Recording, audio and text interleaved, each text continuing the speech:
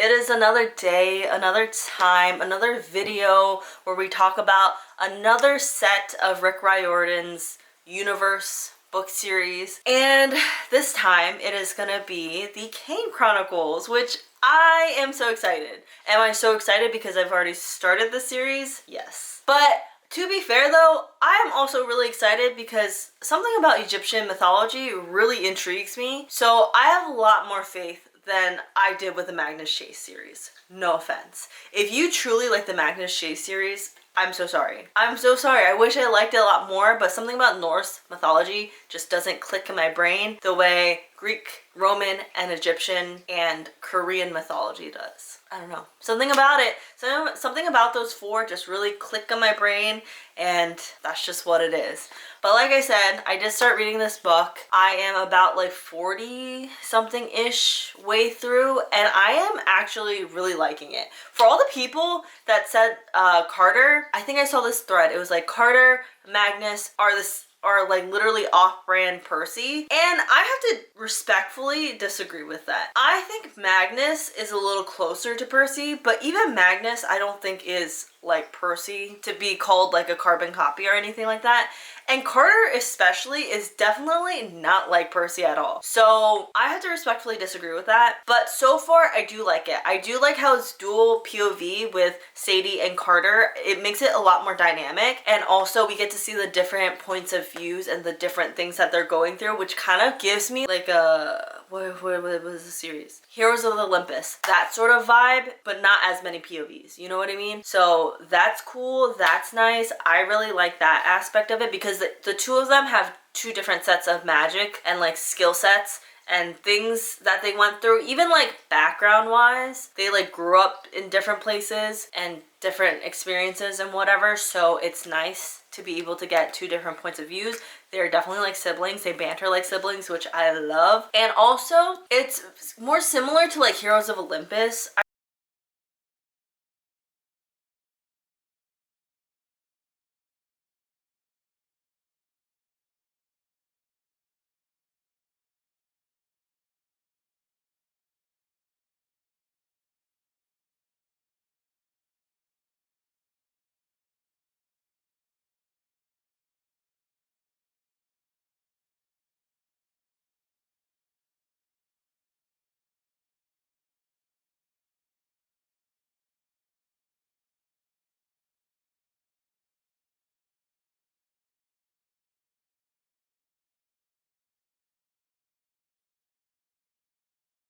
Like that's really cool to add in. Wow, I'm just saying that's so cool. That's so cool. I'm so sorry. But it is cool, okay? It is cool. I really like Bast. I think that's how you say her name. She's super awesome. I really am excited and interested to see how they're gonna incorporate the whole Carter and Sadie are godly people. Like I think that'll be interesting. I think Set's gonna be like the overarching villain in all three books. That's what I'm predicting. Maybe he's not. Who really knows? But yeah, I'm excited. I am probably going to finish the first book today because in the next few days I am going to be focusing on reading the Kane Chronicles. So we're going to get through that, and I think that's it. So I'll update you guys when I finish this book with more thoughts. But so far so good. I'm like very engaged in this book, which is like so different from Magnus Chase because I was engaged with Magnus Chase to a certain point, and then once we got to a certain point I was like kind of over it, and it was putting me in a slump, but this is bringing me back to life. So I am very, very, very happy, like truly so happy. So yeah, I will update you guys when I finish the first book, so I will see you then. Okay, so I finished the first book in the Kane Chronicles, which was The Red Pyramid, and I really liked it. I ended up giving it a 4 out of 5 stars. It was a lot more engaging for me personally than it was Magnus Chase. I said that in the last clip, I'm pretty sure, but like it just kept unfolding and unfolding, and like I kind of felt like it leaned into more of like the suspense of it all and like the retelling of what was happening, and just to learn about all the things as they were happening instead of just being told it. I really appreciated that. Also, too, I was thinking about this yesterday. I'm like, why do I not like Norse mythology as much as like literally any other mythology? Why is it that I am more drawn to Egyptian mythology than Norse? It's crazy because I also feel the same way about like Thor in the Marvel universe versus like Moon Knight. I love Moon Knight. Moon Knight is like one of my favorite comic runs, like the newer ones, the older ones. They're a little iffy. But the newer ones, I really like the way they handled that, and like the way they did the whole Egyptian mythology of that too is kind of similar, but also different. But I do like that way more than I like Thor and Loki. Not saying I don't like Thor and Loki, but like just versus the two, I find the whole Moon Knight mythology way more compelling than any of the like Asgard, Midgard sort of situation. So I think it pretty much tracks why I like the Kane Chronicles over Magnus Chase so far. But overall, I like the story a lot. I thought Set was going to be the overarching villain for all three books, but it looks like the name is slipping me. But the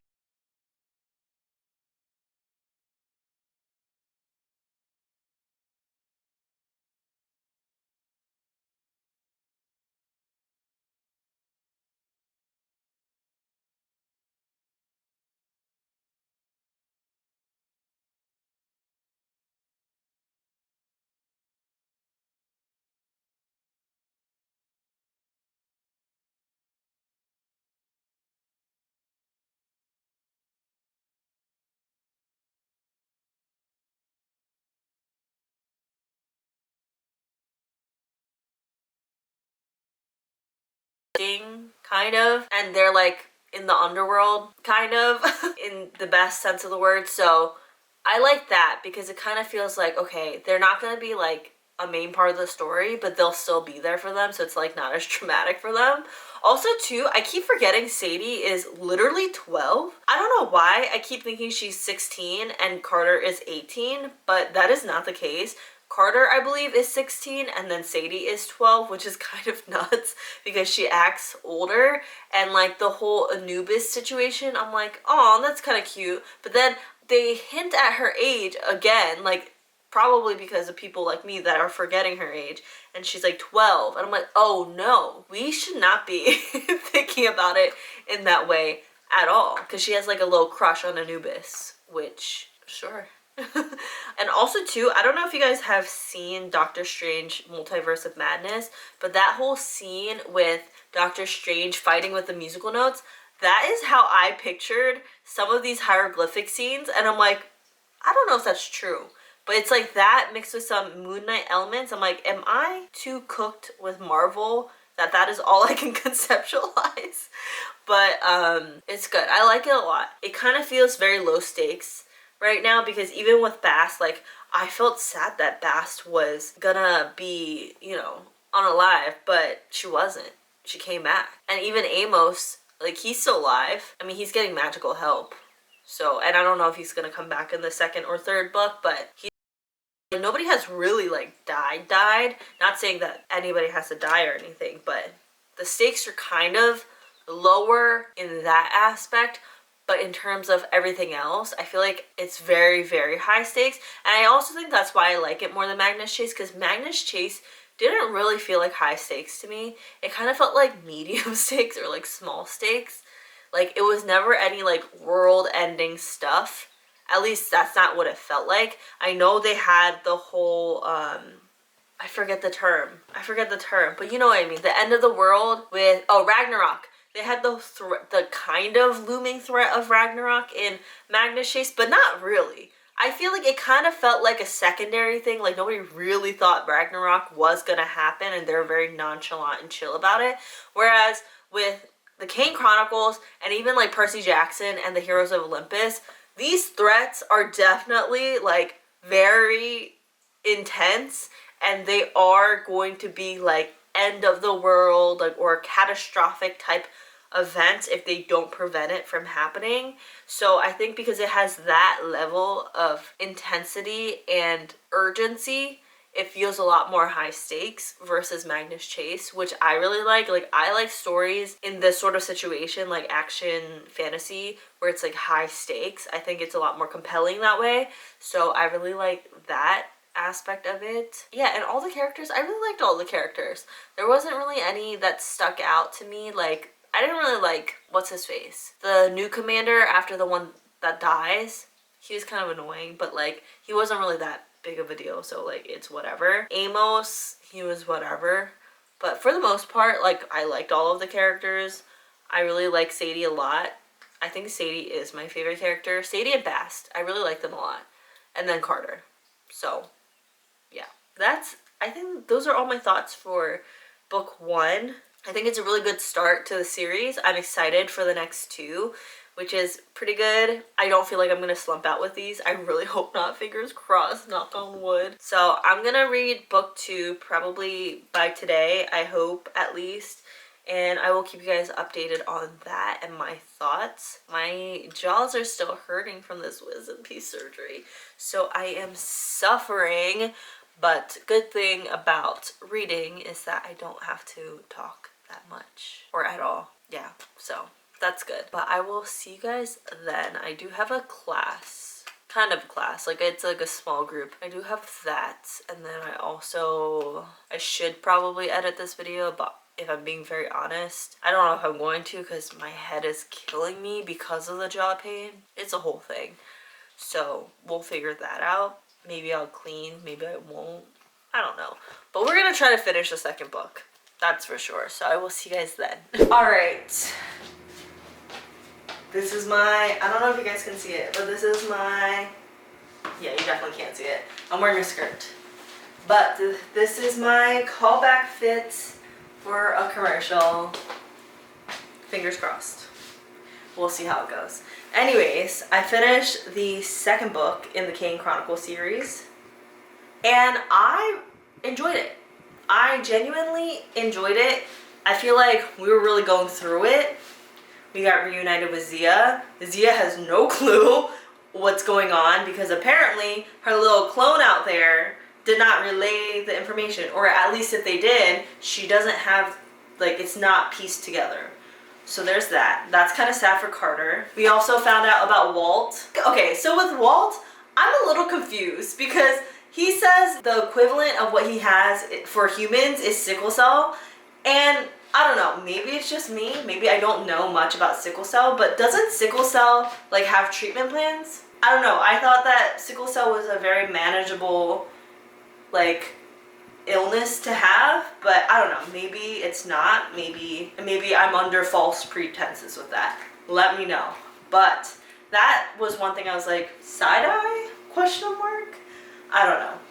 But Walt and Sadie are cute, but I don't know, Anubis and Sadie are cute too, so who knows. Sadie is 13 though, so I always feel conflicted like when it comes to like shipping anybody that's like super young like that, because like, what are we doing? Especially since Anubis is like literally old as fuck. Like, Anubis is like 5,000 years old. I have no business wanting them to be together. I don't think they should, because he's also like, he's not a god, but he's immortal and he works with God. So it's kind of like God adjacent, and we all know how the gods treat human beings. Not just from Kane Chronicles, but from Percy Jackson, Heroes of Olympus, even Magnus Chase. The gods don't give a fuck about any of the human beings. So I'm a little bit reluctant. I really hope Walt just doesn't unalive himself anytime soon. I'm really hoping for that. I'm pretty sure, what's her face? Is it Jess?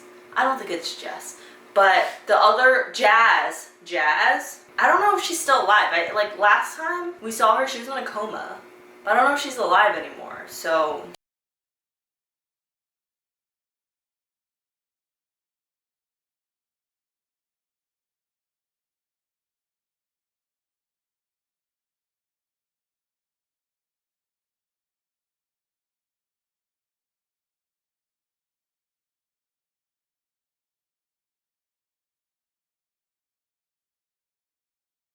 It's number 1. And I kind of had a feeling when they like had that whole conversation, because I was like, it's sure as hell not Carter.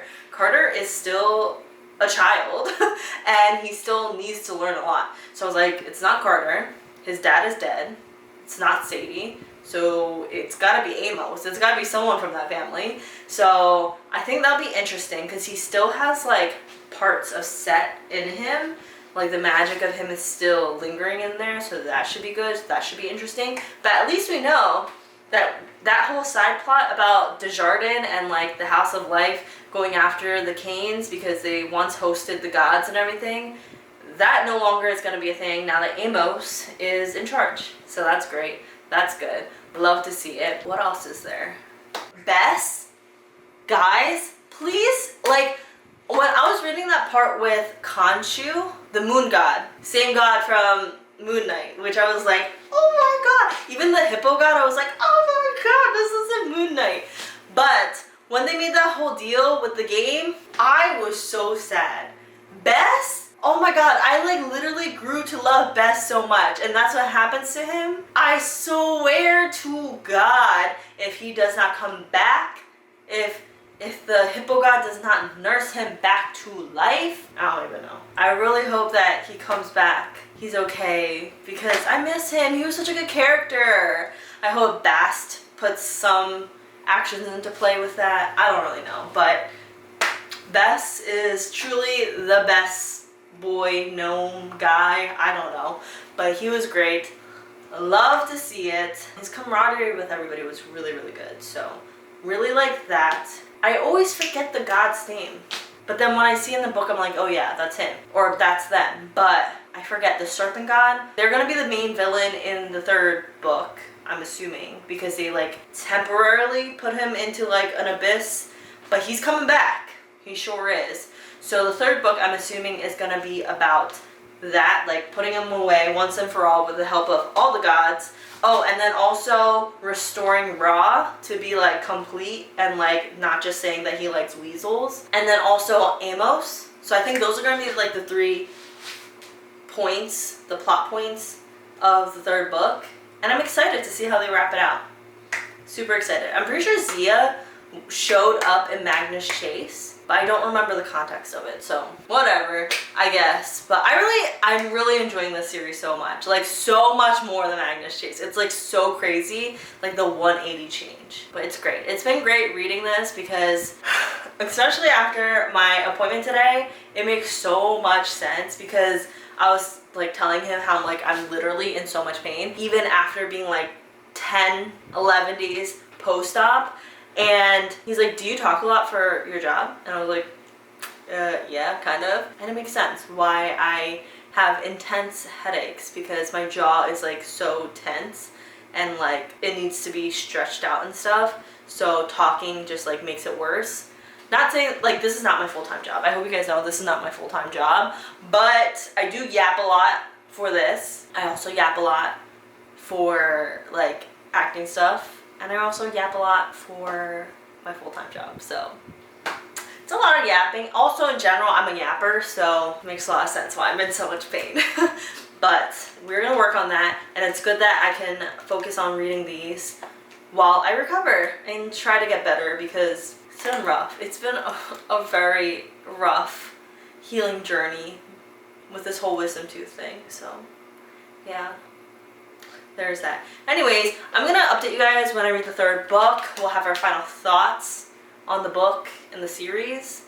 So that's it. I will see you guys then. Hopefully that's tomorrow. If not, sometime this week. I don't really know, but we'll see. So yeah.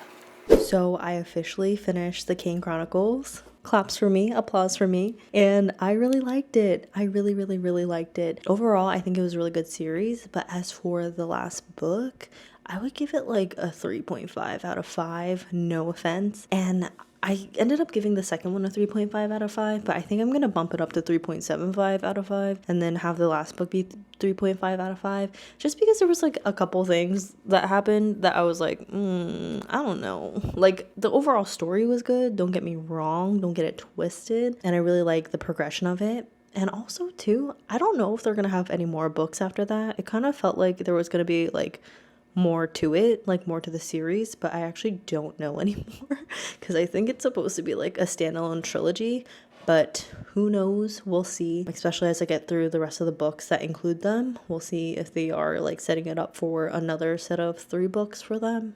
I don't really know. I thought when at the end, when Zia like ended up getting like kind of eaten by the serpent, I always forget the name. Like after I freshly read it, I knew it. And it's crazy because I recorded it, but I didn't hit record. So I'm so dumb for that. Anyways, but the serpent god, when he ate Zia, I was like, no fucking way that they're gonna kill her off. No fucking way. Especially since the way that Kane described her was my girlfriend, and at that point they didn't establish that they were boyfriend girlfriend. So I was like, no way that she's actually dead. And she wasn't. She ended up being alive and well, and I really liked her story arc, kind of, but also it kind of felt like her story arc fell off a little bit when her like doppelganger essentially died, and then it was her real self being reawoken, and then they had to like go backwards in order to go forwards. But I'm glad that they're together and like they're working through that, but it just kind of felt a little flat with the whole big reveal that she was Ra's host and all that. So, or like tether kind of. So I don't know, I feel like they could have gone a little bit more into that, but they didn't. Maybe they will in like other spin-off series, I don't really know. But that was one thing that kind of bothered me. I'm glad that Bess is back though. I love him, and I'm glad that him and Tirawat, I don't know how to say their names at all, I'm so sorry. But the hippo goddess, they're together. They're so cute. Love to see it. That was another thing that kind of bothered me, is that the hippo goddess, the way she was written in the book, they kept emphasizing her stomach and her body. And I get that she's like a fictional character and also she's a hippo, but at the same time, she's a hippo. Why are we talking about a hippo's body like that? I don't know. Maybe it's just me, but like I get a little uncomfy when like people talk about other people's bodies like that, especially women's bodies. Like I feel like a lot of people talk and comment about women's bodies when they don't need to, and like it's in a way that's like a little weird. Like there was a couple times where they're like, I don't know if she's pregnant or she just ate too many cupcakes, and it's like, she's a hippo. Her body is just shaped like that, I'm pretty sure. Like hippos are really big creatures. And also, even if they're not, like, why are you commenting on their body? Like, you don't really know what's happening. Like if that was like an actual woman that they were commenting on instead of a hippo, like that's not okay to say. You know, women have different body types for different reasons. It's not all because they eat too much. I don't know, that kind of rubbed me the wrong way. But other than that, Bess and Tirawat, or the hippo goddess, are super cute. Love that they brought him back in a way that made sense to the story. So like that. I think they ended up closing everything out pretty well. I gotta say though, another thing, the whole thing with Walt and Anubis kind of felt like a cop-out. I don't know if it's just me, but the whole thing with Walt and Anubis kind of tethering together when he died or was about to die, and he's like now the host of Anubis, and that's how he's alive. I feel like it was a cop-out for the whole sickle cell thing, and I feel like they used his sickle cell as a plot device instead of like actually portraying sickle cell. Like, I mean, I don't have sickle cell. Like, I don't know anybody that does, so I don't really know for sure if this is like an accurate portrayal or not, but like I feel like they could have done so much better of a job portraying it and like not making it like this weird plot device that's like you have to die if you have sickle cell or a sickle cell equivalent as a magician, you know? Like I feel like they could have done a little bit better of a job bringing some awareness to that and like not making it like a weird plot motivator, because that was like the whole thing why Sadie like felt bad and like didn't want to like not that she didn't want to, like she didn't know if she could be with him because he was gonna die because of this illness that's sickle cell adjacent. But I'm pretty sure sickle cell people are like, not all of them die like that. Like I'm pretty sure there's a lot of people out there with sickle cell and they're okay, especially with treatment and stuff. But it made it seem like if you have sickle cell or a sickle cell adjacent, that's that, you're done. So I don't know, maybe that's just me, but it just felt a little weird with that. And also too, like combining them together also felt like a cop-out, like plot-wise. Like we already know that she couldn't be with Anubis because he's a god, but like she wanted to be with him, so the only way to put them together is through Walt, who she also likes. And it's just like, okay, I don't know.